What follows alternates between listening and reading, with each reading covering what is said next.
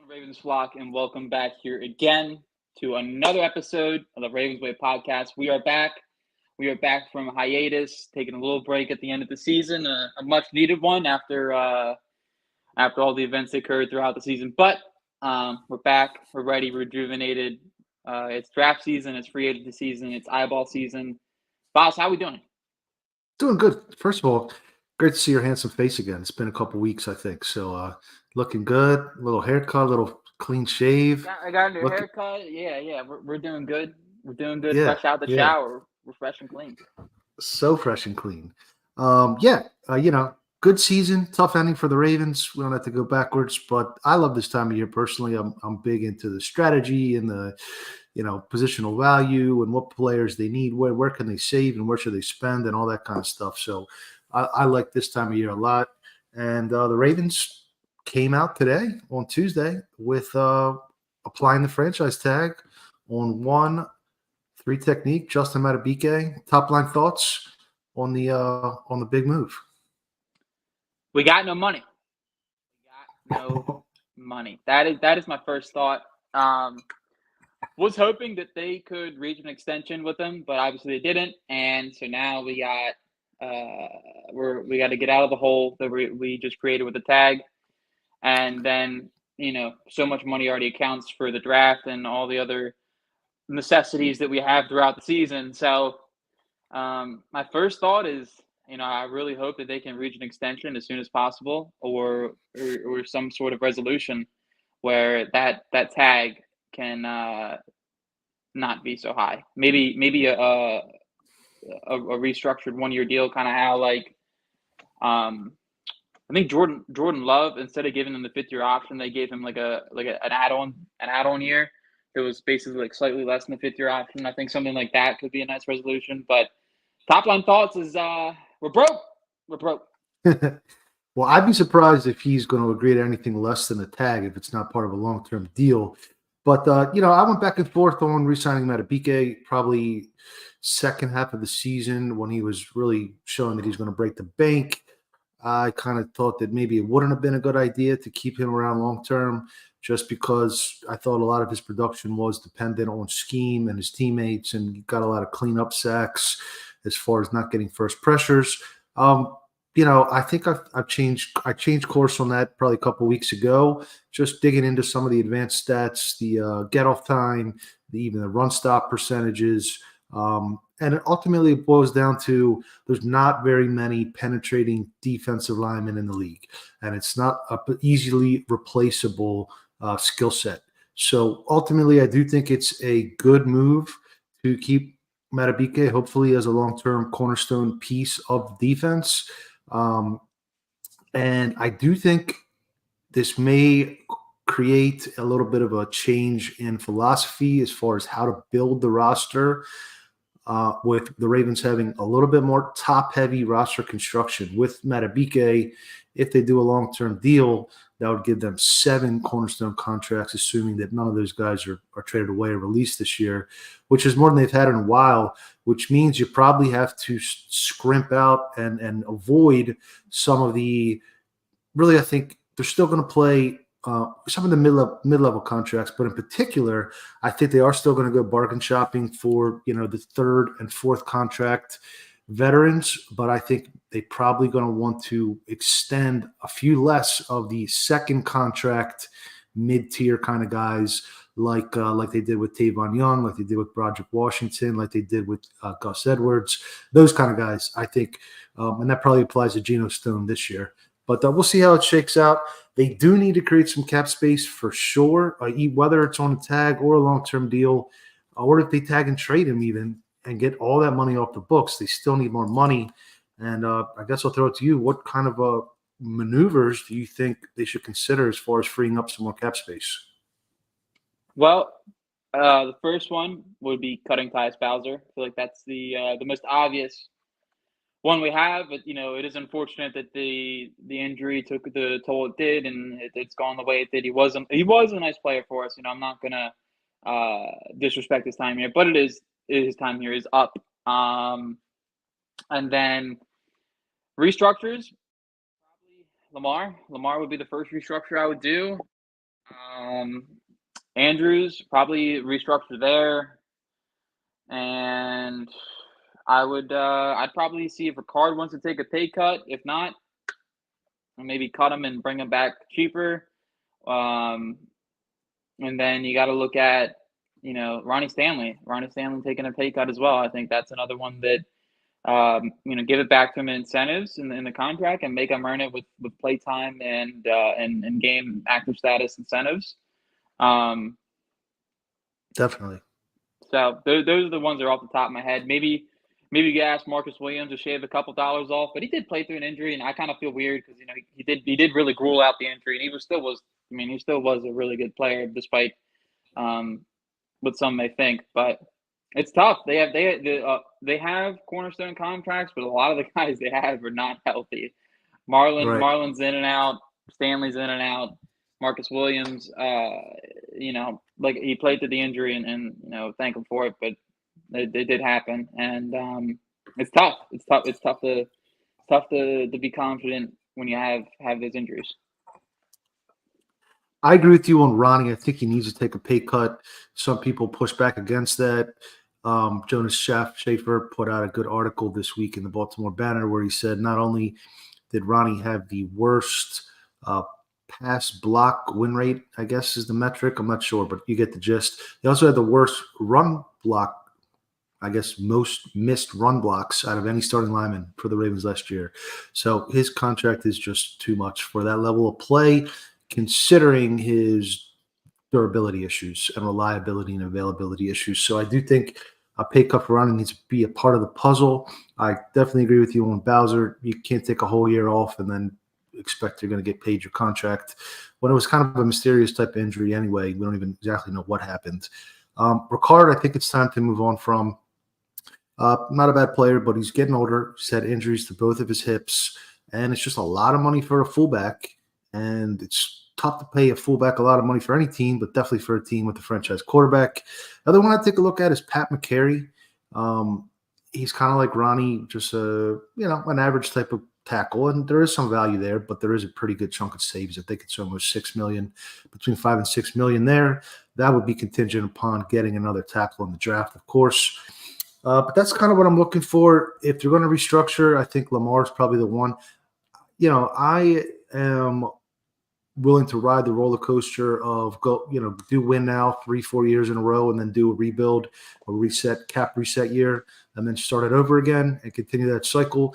But it makes it a lot harder to reset in 1 year if you have all kind of dead money for a lot of different players. I don't know what Roquan Smith's going to look like 4 years from now. If he loses a half a step, what is he really bringing to the table as far as being that coverage linebacker, that blitzing linebacker? I think the same applies to, Marlowe's getting older. Mark Andrews this could potentially be his last year in Baltimore if they want to keep Likely instead of him. So I wouldn't go too crazy on the restructures. I'd like to kind of cut who you have to and give you some money to sign some guys. And on that note, what do you think they should be shopping for in free agency, whether that be retaining their own players or bringing in some outside free agents? I think corner three would be the first one that comes to mind. I like having an experienced player as the third cornerback. I'm not sure that a third round or second round rookie slotted in there would be what I would want. You have edge as well. I think edge is going to be important. You can't roll into the season with Ojabo, Tavius, and Owe. I think you need a little more juice there. And the offensive line market, I don't know if I want to pay 15. Some of these top end guards that are going to fit what I want in the criteria of a guard are all commanding right now, at least on Spot Track, 10, 11, 12, 13, 14, $15 million a year. Another vet wide receiver I wouldn't be against. A Kendrick Bourne, I saw Michael Thomas floated out there, and I'm not against that. He was productive in the 10 games he played last year. At least in my eyes, he seemed like he had a little more juice than some give him credit for. And then probably a it's tough because there's we don't have a lot of money, so we just can't go out here and sign all these guys unless we use void years again and make the year one hit super low. But probably a mid level running back, someone like Zach Moss, DeAndre Swift. I think that would be worthwhile, at least so they don't have to address running back early in the draft. Yeah, I agree with most of that. So I'm assuming we're going to assume that they're keeping Madubuike one way or another.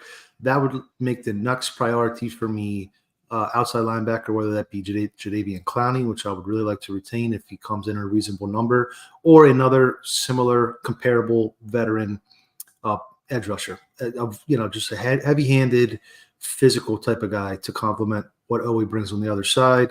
And it's a pretty good year for that. The Ravens have tapped into that market the last 4 years run, I think, between Justin Houston, JPP, Pernell McPhee, and then Clowney. There's 15 edge rushers in PFF's top 100 free agents. So there's a lot of them. And there's even some guys, Calvin Lloyd didn't even make the top 100. So I think if you can find a way to bring back Clowney with Madubuike, your front seven's pretty much set. You have a really strong group there. Trenton Simpson takes over for PQ. And then you have Owe with Ojabo coming in as your designated pass rusher. I think you'd be in really good shape on defense. I think you need to kind of be pretty tight on free agent dollars this year.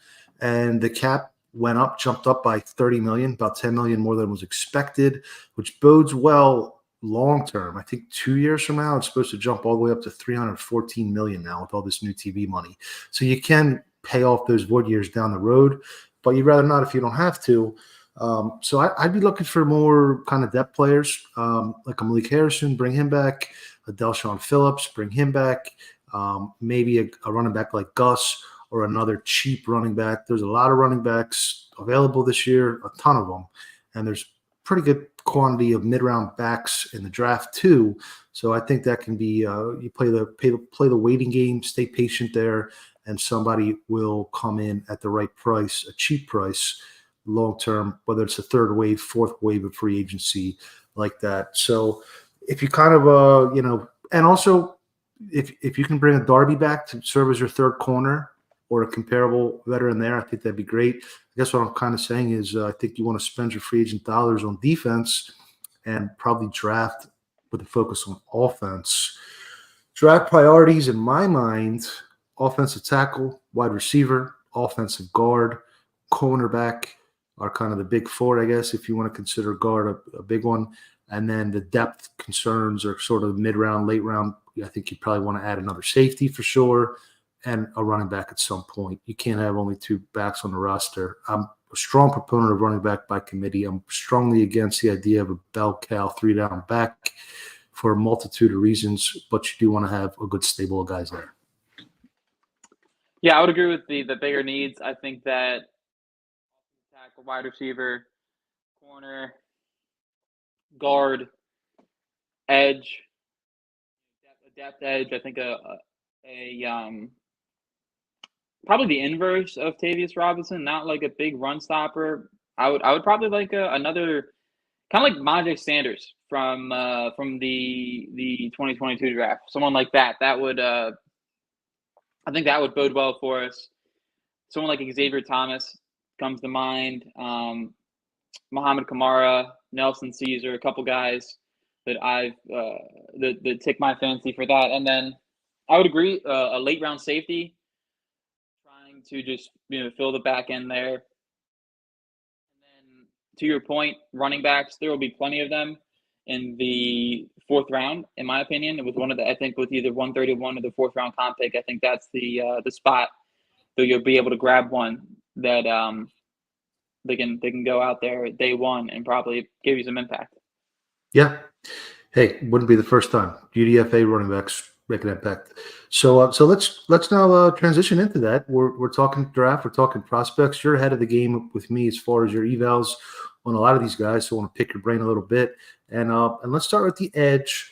I personally kind of feel like long term the Ravens would be the best case scenario would be a Dafe Owe takes that final step this year, takes the fifth year option, becomes a cornerstone piece, and you can kind of rotate through veterans like a Clowney on the other side for the long term. But and doesn't mean you'd avoid the position necessarily, but I think that is an efficiency they found there with these veteran pass rushers. The combine, the big two, Jared Verse and Byron Turner, completely not Byron Turner. I forgot his name. Dallas Turner, excuse me. Blew it out of the water. Freaks. I think they'll be long gone by the time the Ravens are picking. I think the next man, and another guy who had a good combine, is Chop Robinson, another Penn State product, maybe a little bit similar to Oweh, not quite as big. Yeah, Verse was never going to make it to Verse or Turner. I don't think any of those two were going to make it to 30. They kind of did what I expected. I was surprised people were so low on Dallas Turner coming into the combine, and people had him going in the late teens. I'm like, nope, I don't buy it. So I think him and Verse are top 15 locks. And then Chop Robinson, I know that he definitely goes to the same school as Oweh, but I feel like with Robinson, he's got a lot more bend around the game, around the arc. He can bend a lot more than Oweh can around the arc, and he can get, like, his center of gravity can get really, really low, and he doesn't get washed out really easily by tackles despite his size. So would I take him at 30? No. Is he a nice player? Yes. And it's nothing to do with him, but I'm very set on the positions that I want at 30. But Chop Robinson, he is a good player, and I did Penn State. I don't know what they have in the water, what they have in the strength conditioning program, but they just keep pumping out top 50 athletes of all time at the position. What do they have in the syringe? Yeah, Penn State, I agree. I don't know. Maybe there's just not a whole lot to do in Happy Valley, so they're just in the gym. There isn't. There really isn't. There probably isn't. All they have to do is work out and party. Yeah. So I think we're both in agreement. Then we're kind of in an ideal scenario. We'd be looking for a mid-round edge to kind of develop behind some of these guys and provide some depth. And I agree with you. The inverse of Tavius Robinson, more of a pass rush skill set, would be preferred. One mid-round, or probably day two guy, is Nealand. Any thoughts on him or any other guys you want to ID as someone to kind of – because Nealand kind of piqued my interest a little bit. Anybody else you want to ID that we should kind of put on our radar? I like Nealand, but I don't like him as much as Kamara from Colorado State and Xavier Thomas from Clemson. Trying to think of the other ones that are not popping in my brain right now. It's really those two, to be honest with you. Those two, I like Thomas because one, he was excuse me. The one who was a former 5-star out of high school, and despite him not playing a whole bunch in college, when he did play, he was a very diverse edge and somebody that can probably eventually be a 3-down edge rusher. And the power profile, the way he wins with speed to power, it's really impressive. And it reminds me a little bit of Cam Jordan. It reminds me just a tiny bit of Cam Jordan. And then Kamara, he's another one of those like low center of gravity guys. He's 6'1". He's only like 6'1", right? Yeah, he's 6'1". He's like 250 or something. He's more of a even front fit now at that size. Yeah, I mean, I don't know. You just line him up at 7. That's what I would do. Line him up at 7. But right. He's another guy that can really bend, and he despite his size, he is very powerful, and he does not give up a lot of ground in the run game despite his size as well. So I like those two. I think most of the edge rushers you're gonna want are gonna be gone midday 2. They'll probably all be gone, and then you'll kind of be looking at the guys that we're listing here now. I keep thinking back. Why why did the Falcons have to take Zach Harrison from him? Why did they have to take Zach Harrison from him? If he was on the board, they probably still would have took Simpson anyway. Yeah, I think so. They don't. I think Harrison had some character stuff, so they prioritize that. Right, but it seems like a little bit of a shallow class at edge compared to the last couple of years. It's not some of those. I don't know. The last few years, I've been able to find some big 6'4", 260, 3-year starter in the SEC that doesn't quite have the measurables, maybe the athletic measurables that are kind of put my flag on. They're really not that guy this year. So anyway, let's move on to defensive back. The Ravens they definitely need corners. I mean, they have Marlowe, who knows how much longer his athleticism and health is going to hold up. Stevens is entering the final year of his contract. Behind them, you really don't have any proven commodities at all. I think Pepe and JAD are going to start training camp on the bubble, hopefully, after not doing too much their first 2 years. I don't know how you could depend on them as a developmental guys at this point. Probably going to be a combination of a veteran brought in plus a rookie. But, if you can get that perimeter corner, definitely be beneficial. Not too many of those guys out there every year. Also a really good year for slot guys. I just don't know how much the Ravens want to invest in the slot corner, considering Kyle Hamilton's ability to play the big nickel.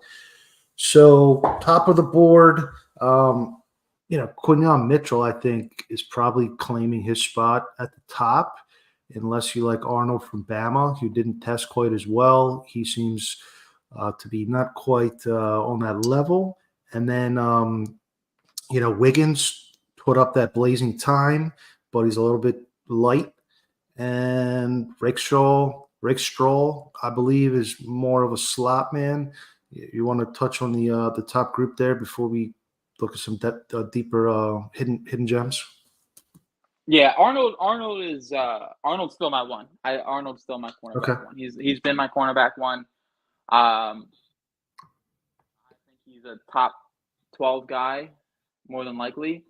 You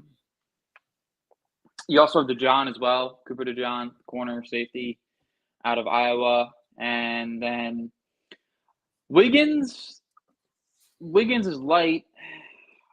His speed is unreal. It's showed up a lot of times, but I think it was his hamstring falling off the bone after the 40 made me get soured on him.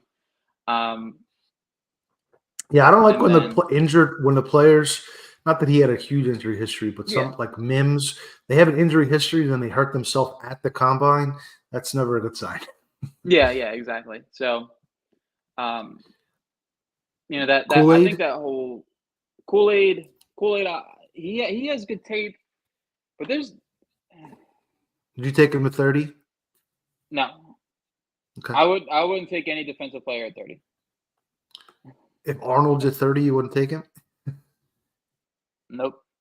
Get out. Nope. Get out. And he's my favorite corner, but nope. Hit us against it. All right. Fair enough. You got to. I'm planting my flag. I'm not. I want an offensive player. I want a tackle or a receiver at 30, and I really don't care what else happens. So if the top 29 picks are all offensive players, and you get the top defensive player on the board at 30, you would rather still take the 30th best offensive player? Yeah. If let me see who's the 30th. Let's see. If the 30th best offensive player on the board is Cooper Bebe, I'm taking Cooper Bebe. All right, fair enough.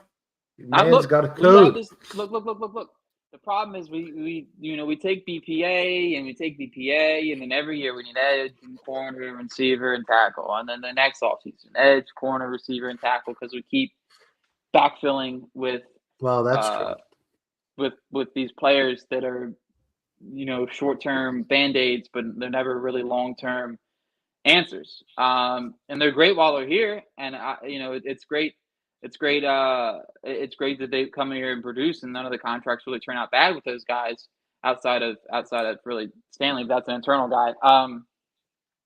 It just Same. Man, Every it's hard. offseason. It's hard to do. Every No, no. every offseason we have the same needs. We have the same needs. Well, that's sort of the issue I have with BPA. Not that I have an issue with it philosophically, but more often than not, your BPA is going to be a devalued position because the other teams are pushing up the primo positions up the board. So then a guy falls to you, and if you take BPA every single year, you end up with a 3 deep running back and an inside backer and strong safety and guard, and then you always need to go shopping. And sometimes Alejandro Villanuevas don't pan out.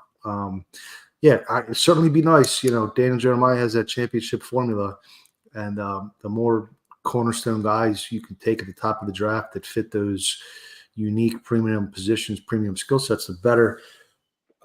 Anyway, enough of that. Defensive back, as far as a corner, let's stick on corner. I know you like Melton, and you also have the two Florida State DBU corners, Bernardo Green and Jarian Jones, also both tested pretty well. And anyone else that caught your eye? Yeah, Max Melton. There's a couple third round guys that I like as inside out guys that can probably play nickel and play the outside. He's one of them, Max Melton. Obviously, as you see with the testing, just unreal vertical, good 40. All of his testing numbers were good. Abrams Drain is another one that I like. Did not test as well as I thought he would, but I've seen him go one-on-one with Malik Neighbors and Brian Thomas and hold his ground pretty well. So Abrams Drain is another one. Andrew Phillips from Kentucky, another nickel and outside guy who can do both. Did not pay attention to whether he tested well or not, but no, he didn't, if I recall. And how about Sandra Still from Michigan? Or he's slot only. I think he's going to be. I'm right now. My cornerback thought is like what's going to be there at 93. I think Okay. Sanders still probably goes before that. Top of the second, I'd say. Yeah. So. All right, moving on to safety then, and that pretty much covers the defense. Will be the last defensive position we touch on. I personally would love if they could find another rangy free safety type to put on the back end with Marcus, where you can run too high, bring Kyle down.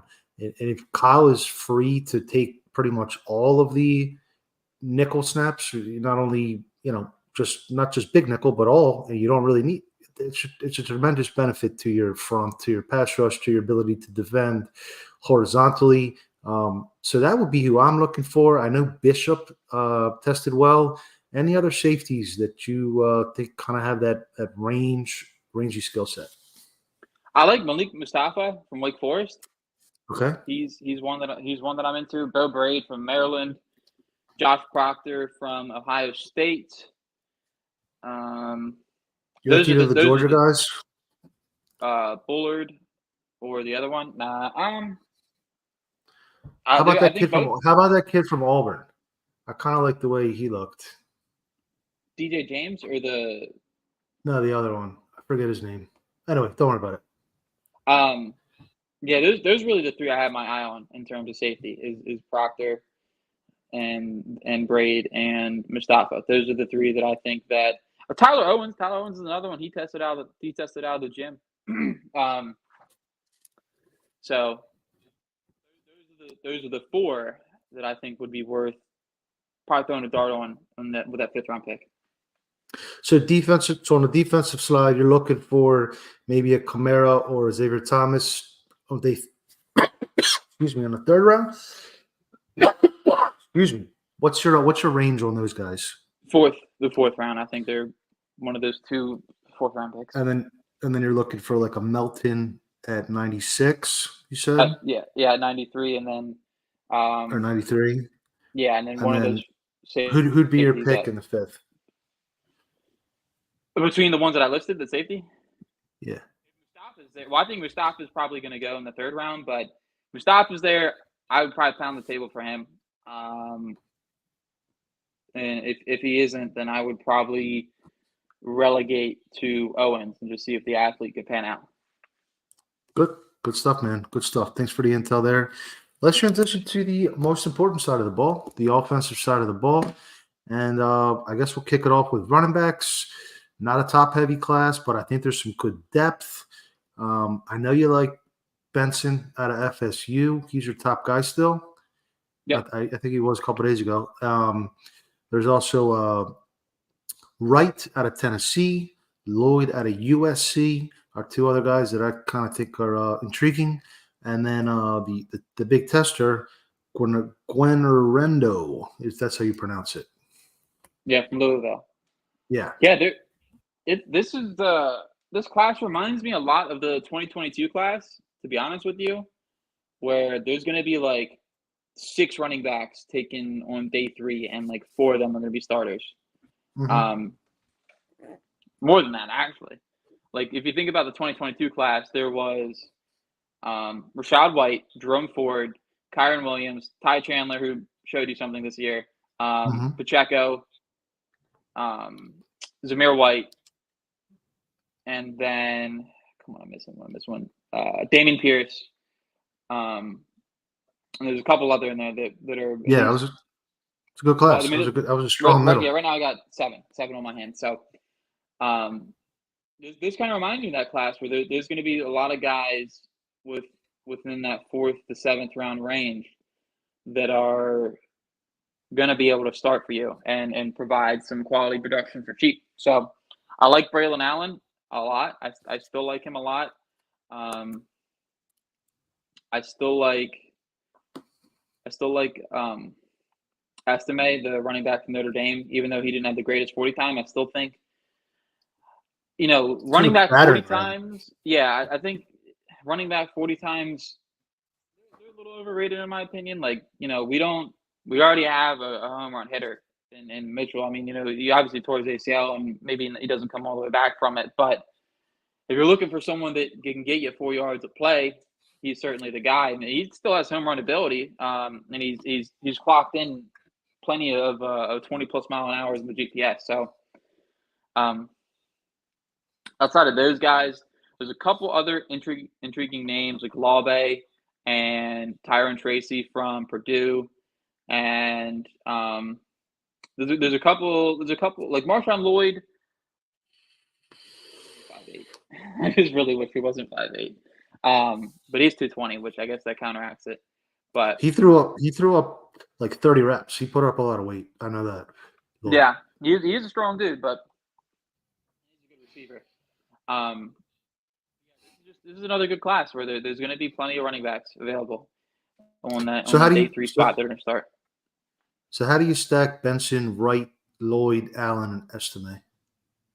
I probably go Benson,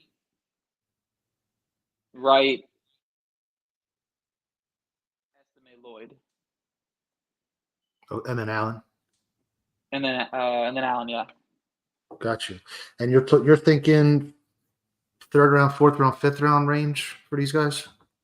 I think Benson has a chance to go. Early day 2. I think that people are a little behind on him right now. I think that'd be a mistake. Coming from an FSU fan, I think he has. I don't think he has great vision, and I think he has some issues with some contact balance as well. But maybe like a Cam Akers almost. I know that's kind of lazy to do same school, but there are some similarities vision-wise, specifically, I think, between those two. Right. But when did Cam Akers go? Didn't Cam Akers go 3rd round? I think was it the 2nd or the 3rd? It was day 2. I know that. Yeah. I think Wright's a 3rd round guy. And then I think everyone else is probably like the comp pick area. The end of the 3rd normal picks and into the 4th. That's about the earliest I would support a running back pick would be the end of the 3rd, and $3 million would be my top dollar in free agency. Just for the record there, because there's just diminishing returns when you already have the number 1 rushing offense. Lamar has made every single running back ever put in the backfield with him on an NFL field productive and efficient. So I just don't see the upside there. I don't think that that's going to change the way defense coordinators scheme against the team, and the opportunity cost is too great for going more than there. But let's go now. I think we're good at tight end, right? You're not looking for, although they did interview the kid from Texas. Who knows what they're thinking there? Maybe they just want to run some crazy formations. I don't know. Wide receiver. Probably the strength of this draft class, I would say. You got the big three at the top, Neighbors, Odunze, and who am I missing? Harrison. Obviously Harrison. Yeah, the big one. Behind them, yeah, you think you got Neighbors at the top, right? You said it's the best kid you ever scouted. Yeah. Who locked him up in week 1, by the way? The corner from FSU you're sleeping on. But anyway, Green. But I know I like Mitchell a lot. I know you like Mitchell a lot. I think he has a good case to be the wide receiver 4 in this class. Tested really well. And then it's a jumble. But I guess I'll let you throw it out, and then I'll name some guys if you haven't touched on them. Yeah, I would after those first 3, I think Mitchell's 4. Thomas is 5. He ran well too. He did. He's not the greatest route runner, but he is fast. I'd probably go McConkey 6.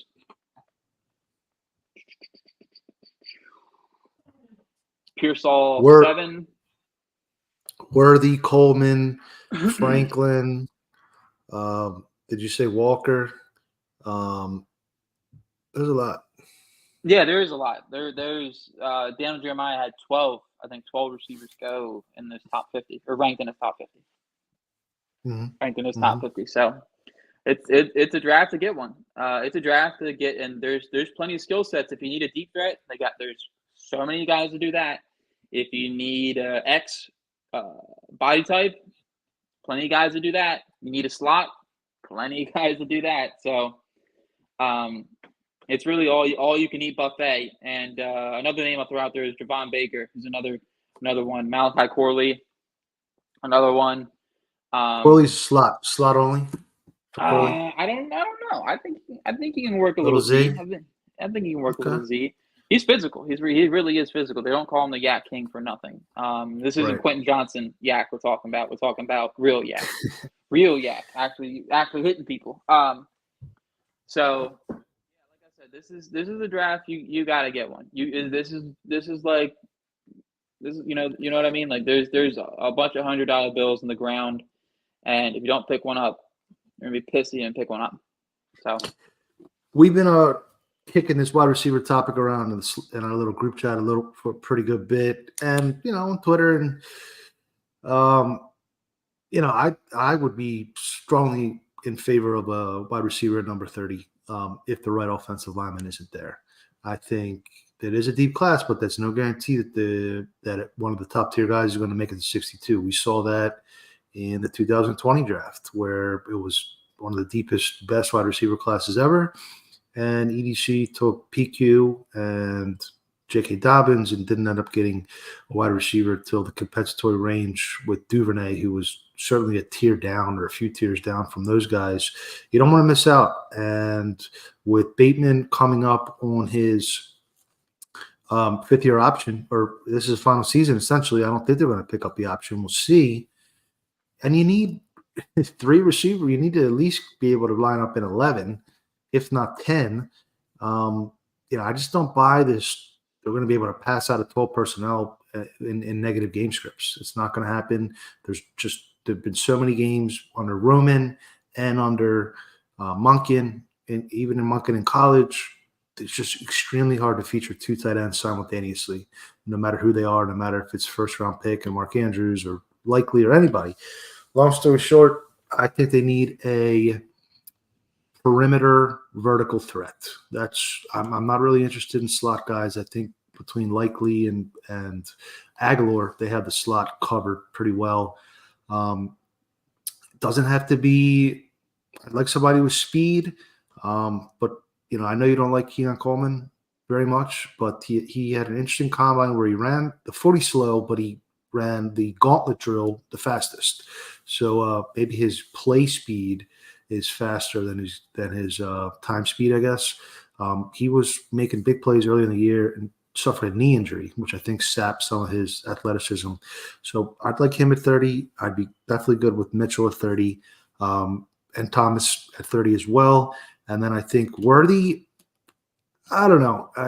I'm a little bit, John Ross scared of him, even though he did have that record-setting 40-yard dash time. Franklin did not. He ran fast, but didn't do anything else really that well. True Franklin out of Oregon, who some people were mocking the Ravens at 30, so he's probably going to slide a little bit further down for me, more of a second-round player. And then just want to wrap up the wide receiver segment on your thoughts on USC product, Tez Walker. UNC product, yes. What did I say? I didn't say USC. I think you said USC. I meant to say UNC, yeah. His combine got overshadowed by Worthy, but he still went out there and ran a 4.36, which is nothing to sneeze at. And he's a deep threat. He is certainly a deep threat, and I think when it's all said and done, he'll probably go within the top 75. And let's say the Ravens get an offensive tackle there at 30. And the best receiver you got left on the board is Walker, and some of the other later round guys. I'd take Walker. I wouldn't think twice about it. I mean, we need that deep threat element back in our offense that we lost when Hollywood Brown left, and he certainly provides it. He's a good enough route runner. He checks a lot of boxes for me. Yeah, one guy. Sorry, I forgot to mention Xavier Legette out of USC East, South Carolina, big body guy, like 225 pounds. He's got some of that AJ Brown, grown man strength in the open field. So I'd be probably not at 30, but definitely in the second, and maybe even worth a trade up in the second. Let's transition to the offensive line. A lot of people are saying this is the best offensive line class crop in several years. I think that probably is true, maybe true. However, the more we dig in, the question to me is how many are true left tackle prospects? Because there's a lot of guys that are right tackles that played only right tackle in college that are first-round projections. There's a lot of guys that probably going to kick inside the guard. Not the deepest left tackles, unless you disagree. Well, let's see. Out of I would say I think Fatanu is a left tackle, and his arm length measurement confirmed that I don't think he has to slide in the guard unless you have the luxury of doing that. Sumatra is a left tackle. Amadaj is a left tackle. Patrick Paul is a left tackle. Huh? Alt, yeah, Alt's a left tackle, definitely. Yeah, you didn't mention. Yeah, Fashnu's a left tackle.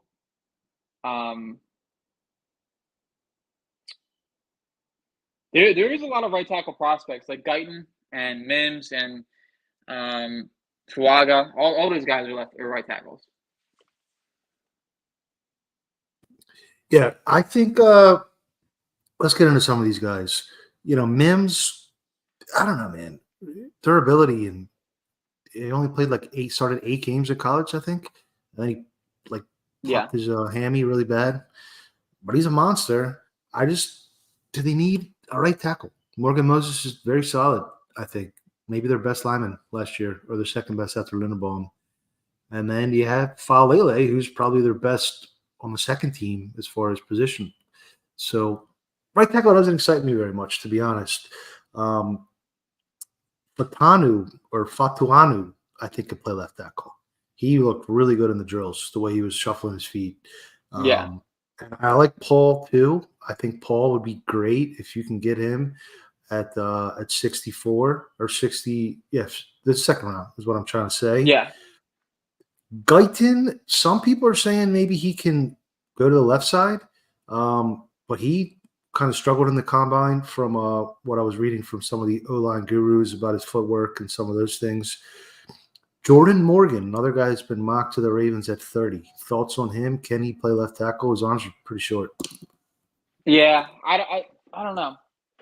I don't think he's the guy you want to stick at left tackle long term. I think he can probably play it, but I don't know. I do think that his athleticism projects better at guard than it does at tackle. Mm-hmm. It's so typical of Oklahoma guys too. I'm sorry, he's from Arizona. I thought we were still talking about Kitan for a second. Fuaga just looks like a guard to me, the way he looks. But here we go. Go ahead, answer Jason's question. His hands aren't that good. I'm going to be completely honest. He does drop. He will drop the ball. A lot of the time, you'll see him not alligator arm it, but when you make the diamond, his diamond's like really, really. It's loose. He's got loose hands, but they're not loose in a good way. They're like loose, and you'll see the ball slip through a lot of the time. So he's one of those players where you might have to just take the drops as they come and take the plays with him as well. But I can say pretty confidently his hands are nothing to write home about. They're not that great. Yeah, coming from an FSU fan, Johnny Wilson's hands are not that great too. Just note that. But back to OTs.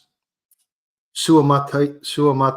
How do you say it? Suamataya from BYU. I just say Sumatra. Okay, 30th. Are you good with him at 30? Because that's the new mock today. Everybody's got him at. Okay. You can go wrong. You can make a lot worse decisions than taking a freaky left tackle at 30. So I'm cool with that. Mims at 30. Would you take him at 30? Yeah? No. Sorry. I'm sorry. You cut out a little bit. I wouldn't take him. And Morgan at 30? Would you trade up for Paul in the second round? No. All right. He's taking a hard line. No. All right. Well, let's wrap up here on guards. And I guess I'll cue you up for BB. Yeah, Bebe, I think he graded out as like the 77th most athletic guard of all time this past combine. So he had a good combine. I like Haynes. I think Haynes can start day one. I think Bebe can start day one. Not really the craziest of guard classes. You got Mahogany back here. You got McCormick. He put up like a 9.91 RAS. And, of course, he's from a small school, so I doubt there's tape that I can acquire on him because half the time the small schools are, like, trying to, like, get a black market deal done to get tape from him. But he's another intriguing guy. And then, there's really those four. I'm kind of blanking on the other names if there any other early day one, day two type guys. But maybe Jackson Powers Johnson could slide to guard. That's an option. I've seen some people throw that out there. As Jason says, Riz over Rass. No, over here it's Rass over Riz. We're rassing it up. But yeah, those are the guards that I can think of. I mean, that's what everybody was saying this weekend is RAS is more predictive on the offensive line than like any other position, right? All the, Trent Smith and Trent Williams, and Lane Johnson and all those guys are like all rated. John Ogden was a 10 out of 10. It's interesting. Yeah. I'm not really too enthralled by the idea of taking a guard super early. I'm pretty cautiously optimistic that Ben Cleveland, Andrew Voorhees combination at guard sandwiched with or sandwiching Tyler Linderbaum can be a really good unit. But offensive line as a whole, I guess I used to kind of be against investing in guard, and now I kind of feel like the whole O-line as a whole is just a premium position group, so to speak. So we'll see where they go. I don't want a first-round guard, but second round, third round, fourth round, I'm fine with it at this point. So that's kind of where we're at, Gary. Good to hear your takes on some of these guys. We'll have to do some more, digging in before your bon voyage, but It was good. It was good talking through some of this stuff and getting your takes because you always have the good intel, never biased, always accurate, truthful, and respectful. And Maybe a honest. little biased. Maybe a little biased. Maybe a little biased. Once I like somebody, it's hard for me to not like them anymore. You know what I mean? Yeah, I do. Number 88 comes to mind. I'll take that one to the grave. I will never not like him. You could spit in my face, and I say thank you. Keep playing. Any my guys you want to grace our listeners with? My guys. Ooh. Well, we went over a couple of them, but Malik Mustafa, Javon Foster, the tackle from Missouri, Abrams Drain, Missouri.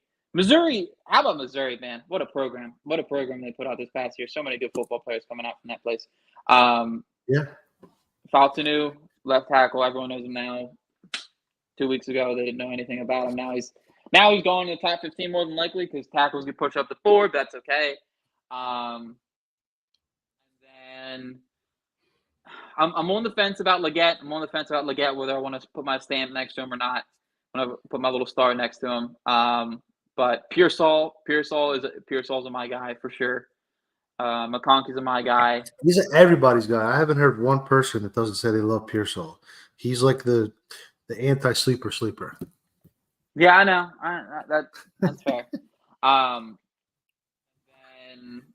Jeez, I hear you, Jason. I know. Yeah, he is for real. He's just a good football Very player. for real. He's just a good football. I'm trying to get deep in my bag here. Deep in my Duffy. Give us your, unless you haven't ID'd him yet, but you have a 4-cycle streak now of IDing a small school mid-round corner that hits, right? I think you're on a pretty good run there. I'm still on the run. Sterling Thomas played last year and he played pretty well. Well, he didn't play well, but he played a lot of snaps. He started, and I'm still confused on why the Lions cut him when they could have used a corner last year. I don't know why they did that, but they might be playing the Super Bowl right now or back then if they kept him on the roster. Just saying, Sterling Thomas is a difference maker. No, I don't know if I've ID'd him yet. Like Max Melton is too popular now. He was the guy ID'd because he was still sitting in the 4th round. But now he's even Rutgers is a small school, but now he's jumping 42-inch verticals, and everyone knows him. He's not, there's not Sterling Thomas, not Damari Mathis. So no, not yet. We're still working. It could be Smith Wade, but that's too big of a school. Washington State's too big of a school. So we're working on that one. We're working on that. We'll have that one eventually. All right, you gotta let me know. You gotta let me know when you make that call because you got 1,000%. You're batting 1,000 on. I ain't bat. Yeah, that genre. I'm gonna send the mail to the castle. I'm gonna send a letter telling them to draft this guy, and then when the player hits, they can hire me so I can fix. There you go. Stop drafting shitty players. Anyways, stop drafting Kaib Blue Kellys. Yeah, I'm with you on that. Final thoughts before we get out of here. Jason says Miles Harden from South. Miles Harden. Okay. Jason knows what's up. I'll note that one. Nope. I don't got any other final notes. Just the draft is here. It's a good time. Good for hopefully the Ravens can get another top 100 pick. I think that would be ideal somehow, some way. But other than that, let's have a day. Free agency is coming up right around the corner. Probably won't be that active, but that's all right. Yeah, I'll leave. All right, Miles Harden. All right, Jason, we got it. We're going to check him out for sure. I'll finish with this thought. It's kind of funny this year. People that have been promoting BPA for many, many years all of a sudden are like offensive tackle or bust. If wide receivers are BPA, you can't take another wide receiver because you drafted Zay Flowers last year. I just don't buy that. You got 3 premium positions that are all pretty much in the same boat, whether it be offensive tackle with Ronnie Stanley and Morgan Moses, who are both getting a little bit long on the tooth and dealing with injuries. You could definitely need reinforcements there as well as a succession plan. Same thing at cornerback. Brandon Stevens, Marlon Humphrey, uncertain future, not very much behind them. Less behind them than you have an offensive tackle. You need a corner. The same thing at wide receiver. They finally had a above average receiving core last year, and they got the number 1 seed. And they need a succession plan, a wide receiver, if Rashad Bateman doesn't pan out. And they need depth there too. And Eric DeCosta called it a critical position where depth is valuable because wide receivers break down like race cars. And I'm glad to hear him say that. And I just want to say, let's see how it plays out. Best player available doesn't have to mean you pick a D-value position. When best player available and premium position align, that's the panacea. That's a Goldilocks zone. So let's hope for that. Absolutely agree with that. And I agree with Jason's thought here is don't let Bateman dictate your pick because they haven't even picked up the 5th-year option yet on him. So, and they only have one receiver under contract for 2025. So I agree with that. He's also, and he could be suspended for the first part of the year. So yeah, that could happen. But appreciate everybody for joining. Jason, be sure to subscribe, share with your friends as we get back here on the horse of the off season, and plenty more of draft content will be rolling through as we steamroll through the really impressive 2024 draft class. Love you too, Jason. 45 players with first round grades. Really quick aside, if you're still listening, Jason, I had my kids watching the combine on Sunday, rooting for the offensive lineman to break 4.7. And it just really reminded me of your saying, football is family. So anyway, on that note, thank you, Jason. Thank you, Yuri. And we'll catch up soon. Yep. All right. See you guys.